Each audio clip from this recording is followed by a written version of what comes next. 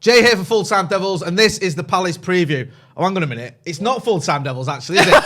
It's Stretford Paddock. But it could be Full Time Devils because I've got Gaz Drinkwater and I've got John Shin on. So it's old school. This is like an old school preview. Gaz, how are we doing? All right, mate. Yeah, I like this. Going retro. It's good. Can we pretend United are good as well? Yeah, can we? Yeah, can we pretend like this is like, Fergie's last season and we're winning So we're 12 points clear now. Yeah. Last game don't matter, does it?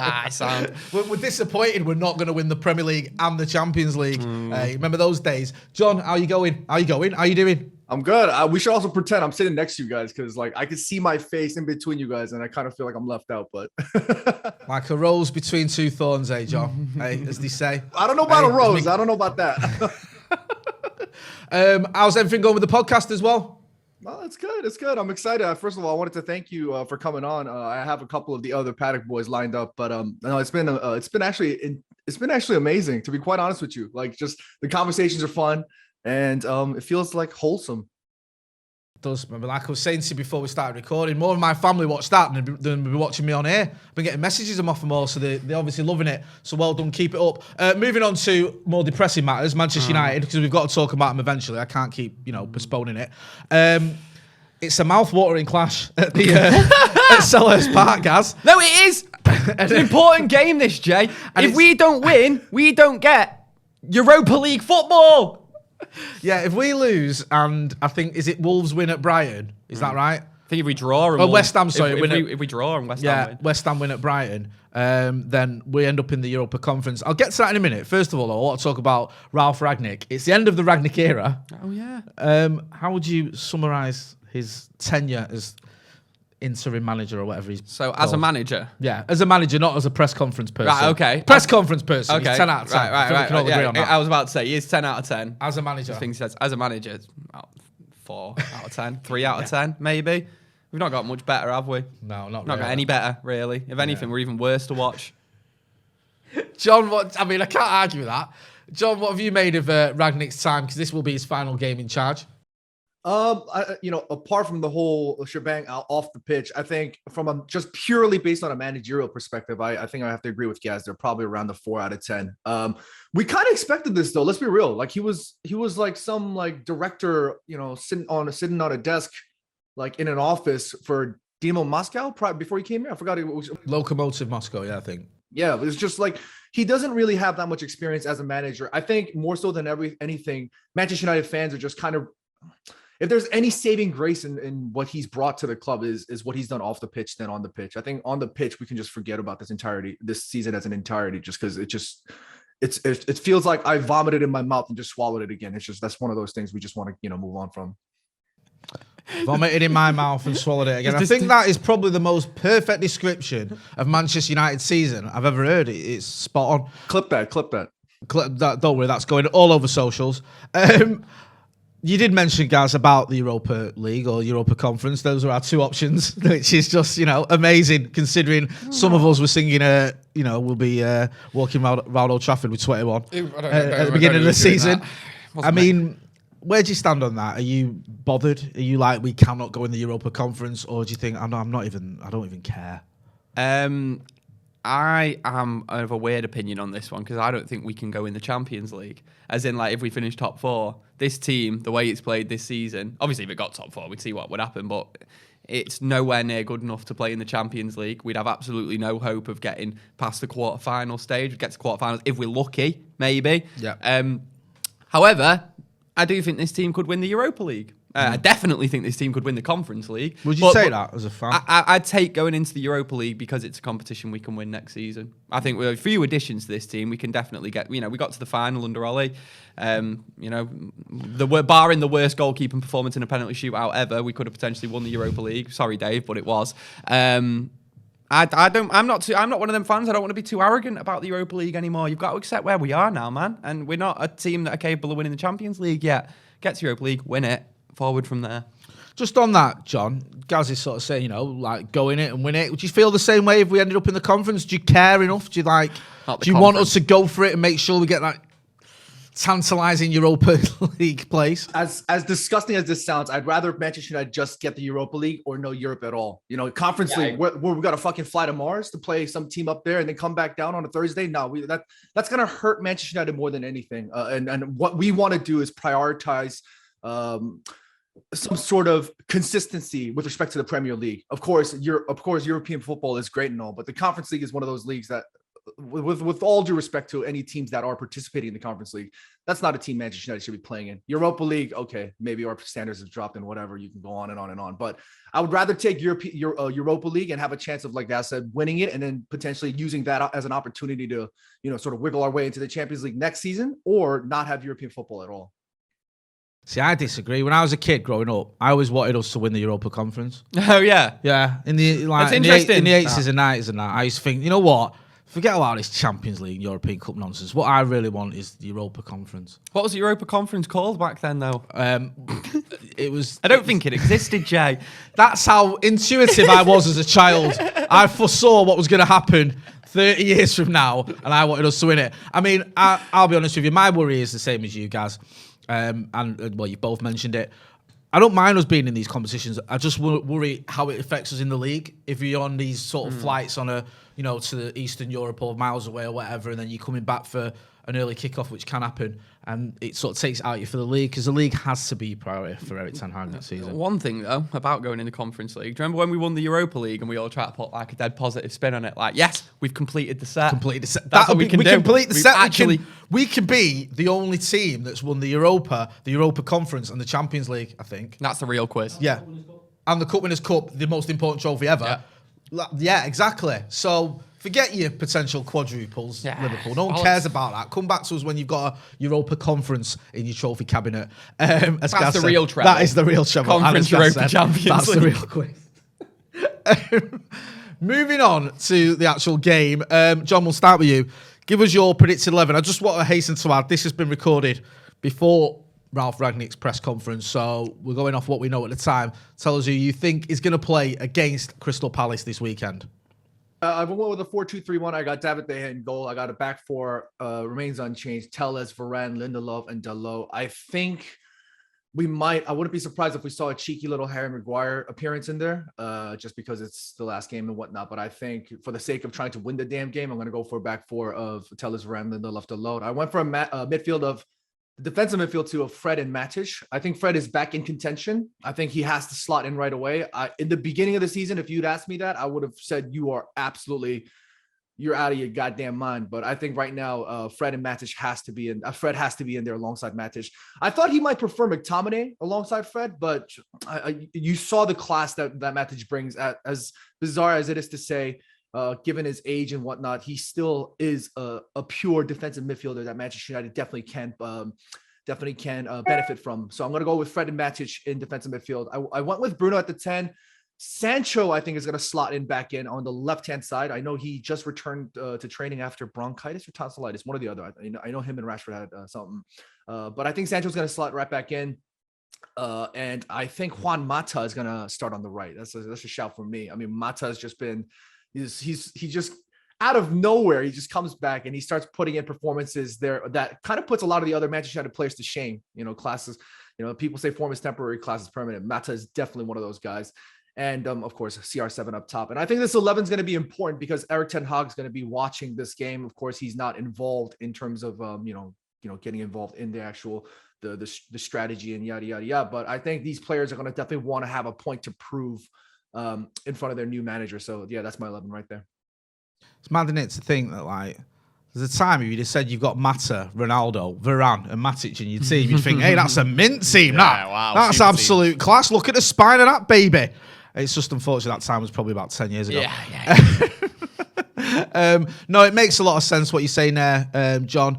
I think, there's a few players there. Obviously, it's a bit of it is a farewell for them, and they're still capable of doing a job. And in terms of the likes of Matic and Mata in particular, I think the last few games they've played, they've looked like one of our better players.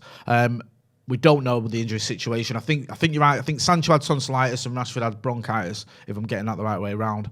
So I don't know how fit he will be, but it does make a lot of sense to me. Before you move on again, sorry, Jay. I just wanted to include that if there's one thing I enjoyed extremely, it felt refreshing from Rangnick this season is that he didn't give a damn about your sentiments. He doesn't give a damn about if you deserve a farewell. He doesn't give a damn if you need a picture with your family on the pitch because you've been a Manchester United player. If you're not performing, if you're not getting the job done, if that's not your number one goal, you're not playing and you don't get no shout outs. I love that about Rangnick. I think there's a bit of like that coldness that we need this season at least. I think, you know me, I'm always about hashtag immaculate vibes. We need good vibes at this club, but this season we needed a bit of that like strictness, and we need a bit of that coldness. And I like that, almost kind of like that mercenary vibe that Rangnick brought to this side. So I like that. I really do. I just feel like this team that I named, those guys on that pitch, they deserve to have a shout out this season. And those if we're going to close out the season with the last game, I think these are the guys that definitely have the reason and the privilege to do so. I also think that coldness, I don't think a lot of it comes from just purely performances on the pitch. Like, I think Jesse Lingard, if we're basing I was about to say that's the longest way that John's did that of someone saying Jesse Lingard without actually saying Jesse Lingard because it was obvious who you're on about. But with like Jesse Lingard, I don't think his performance on the pitch have necessarily been so bad that he doesn't deserve an Old Trafford farewell. And you know, this is me speculating, don't know anything, but I actually think it might be to do with the behaviour off the pitch from a few players. I think if Rangnick sees players who are actually dedicated and, you know, staying professional while at Man United, he won't be cold to them. But if you're not fully motivated, fully into it, yeah, see you later, mate. I have to confess, I do find the whole sort of farewell thing was over-egged a little bit. I mean... About you? Well, you could Lingard. argue maybe Lingard, maybe the press, whoever. I get it, you've been here a long time and you want a bit of a send-up, but I mean, you trudging around the pitch after we've just about to finish 7th in one of our literally our worst ever Premier League season.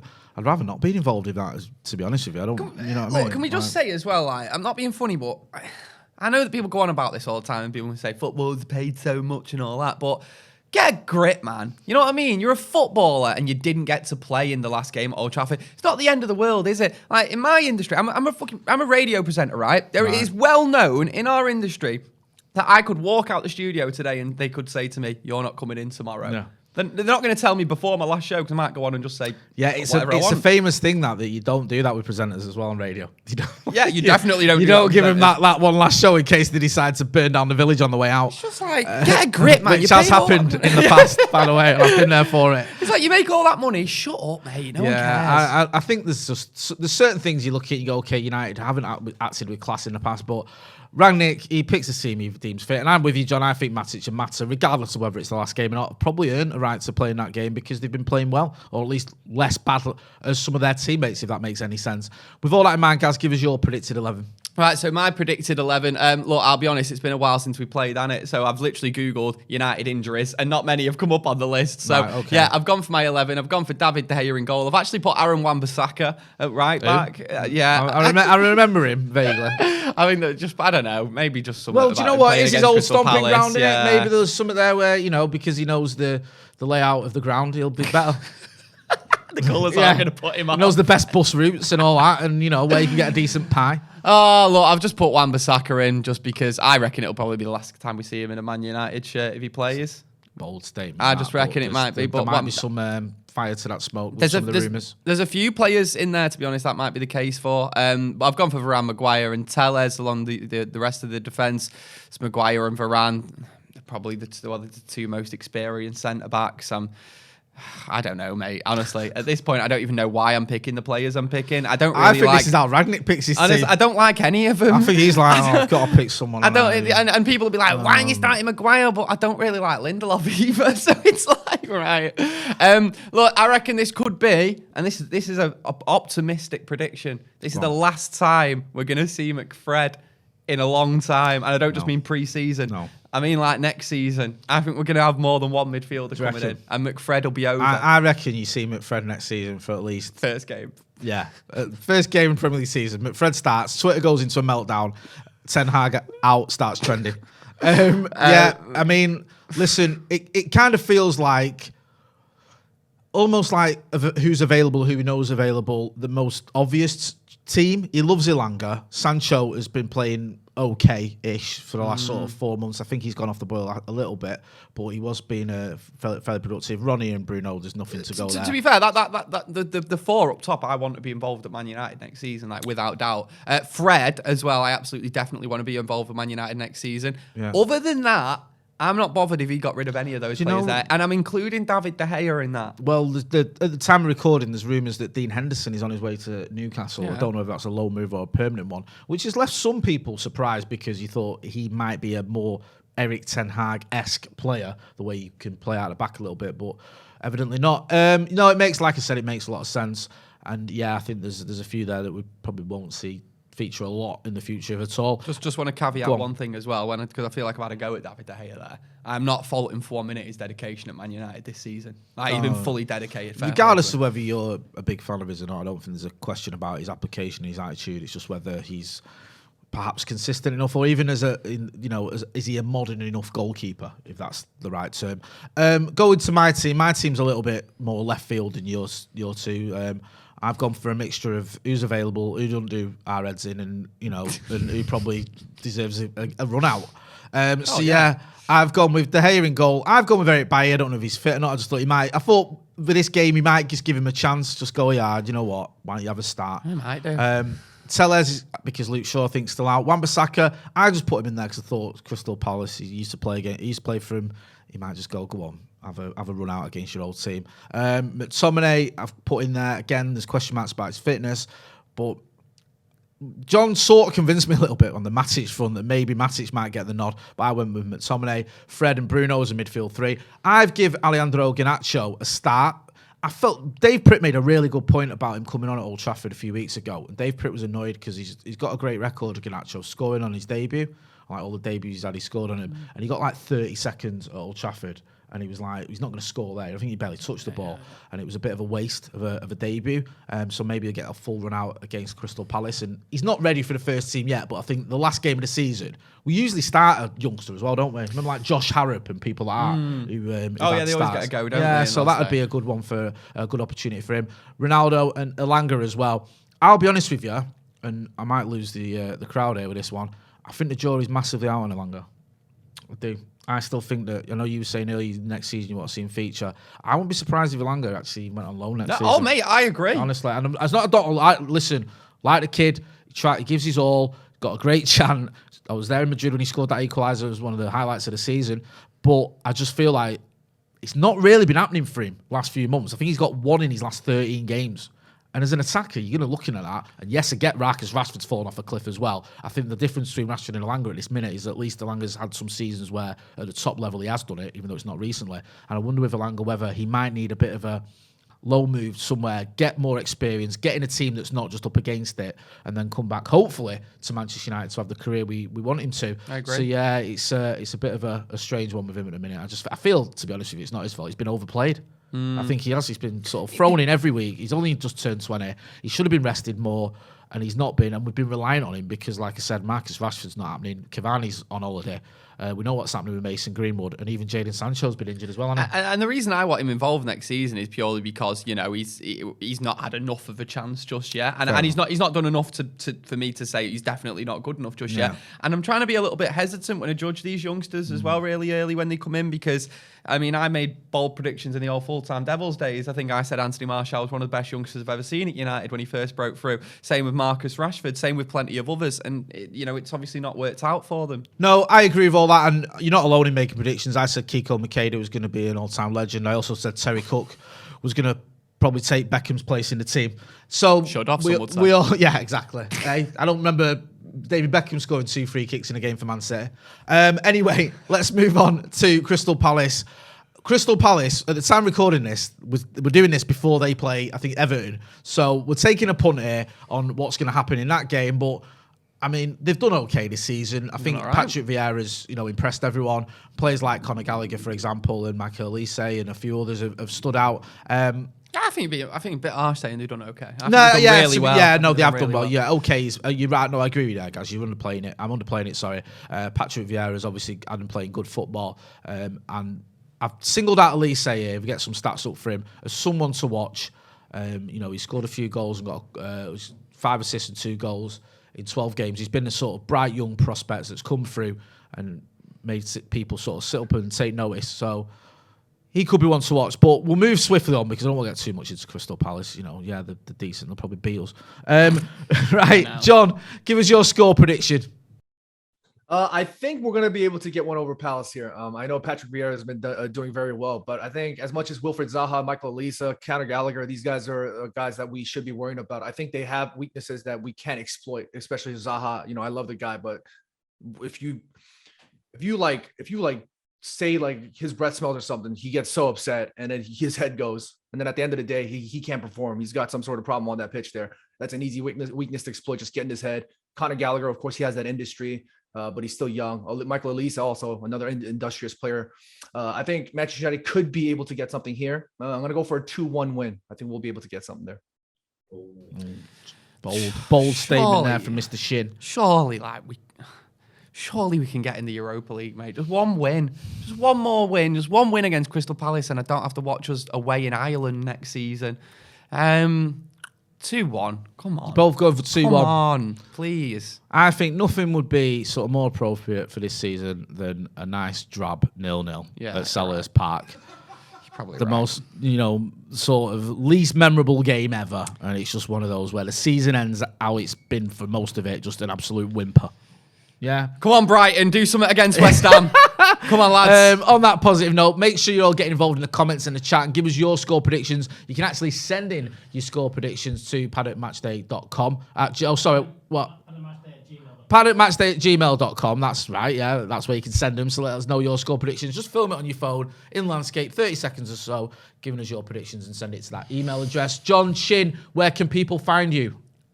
You could find me chatting utter shite on Twitter at Mr. John Shin.